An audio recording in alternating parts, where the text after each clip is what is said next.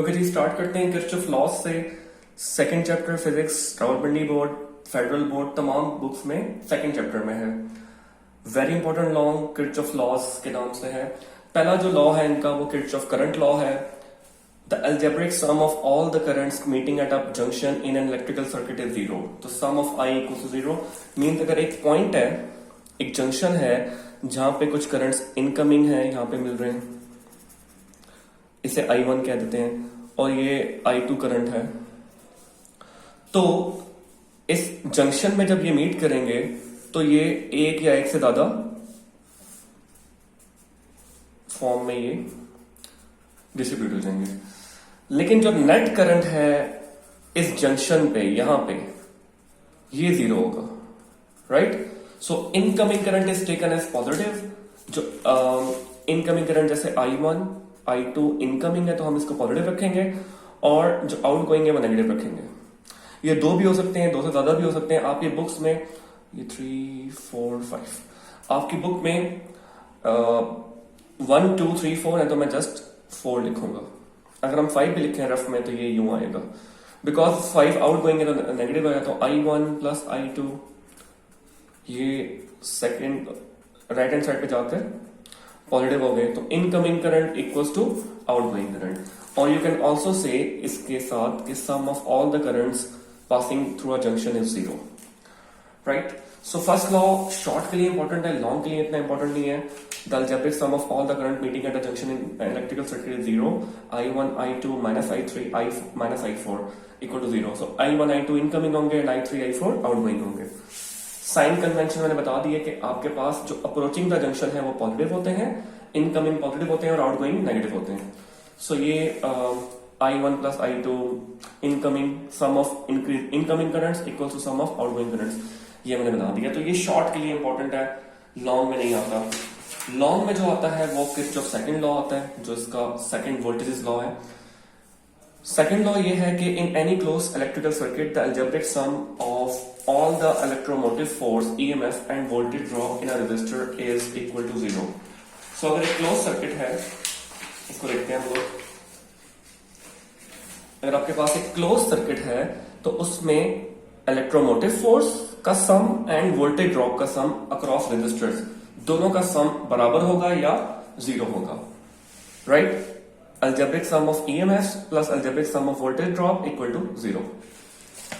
Circuit किस circuit की बात हो रही है? ऐसे सर्किट की बात हो रही है जिसमें एक बैटरी है जिसका EMF E1 है, then resistor R1, then again एक बैटरी लेकिन वो E1 से छोटी है, राइट, E1 से छोटी है, then again resistor R2, then ये जाके यहां मिल जाता है, राइट।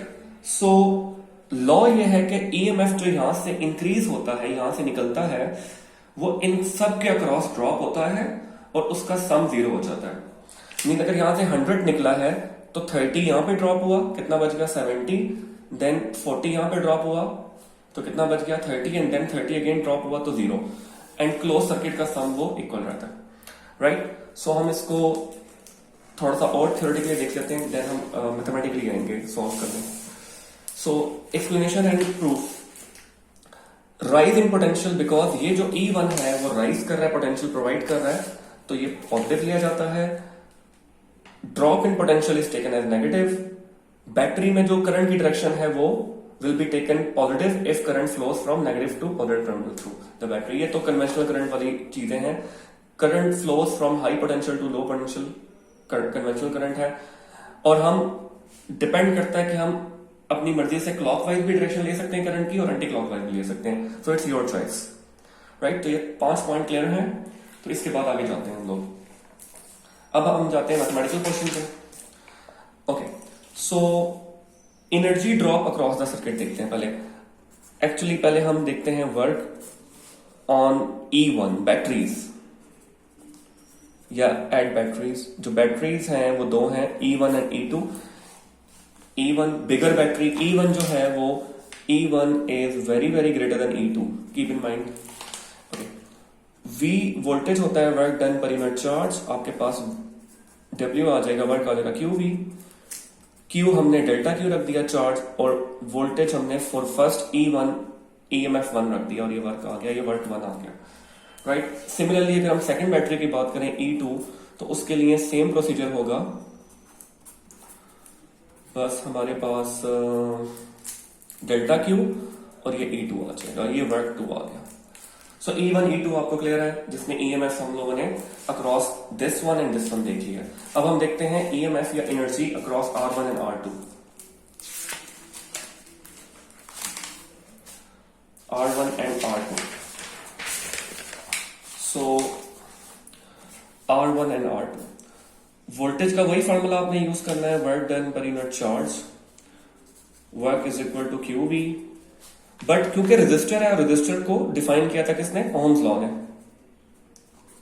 तो V is equal to IR आ जाएगा। तो आपने यहां पे IR पुट कर दिया, तो सो Q डेल्टा Q हो जाएगा IR1 फॉर रेजिस्टर 1, और फॉर रेजिस्टर 2 आप सेम सारा प्रोसीजर रिपीट करेंगे और वर्क आ जाएगा delta Q IR2, right.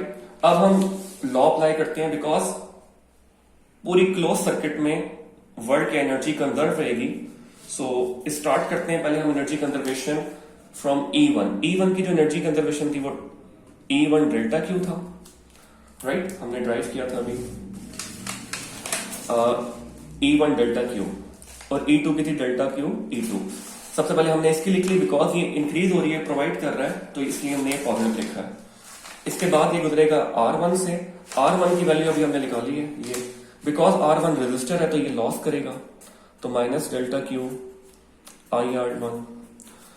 Then आ जाता है आपके पास